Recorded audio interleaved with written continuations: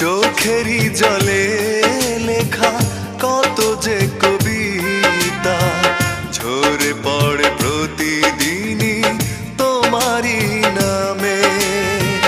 চোখেরই জলে লেখা কত যে কবিতা ঝরে পড়ে প্রতিদিনই তোমারই নামে।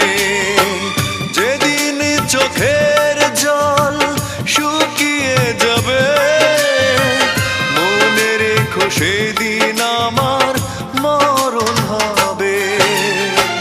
চোখেরই জলে লেখা কত যে কবিতা ঝরে পড়ে প্রতিদিন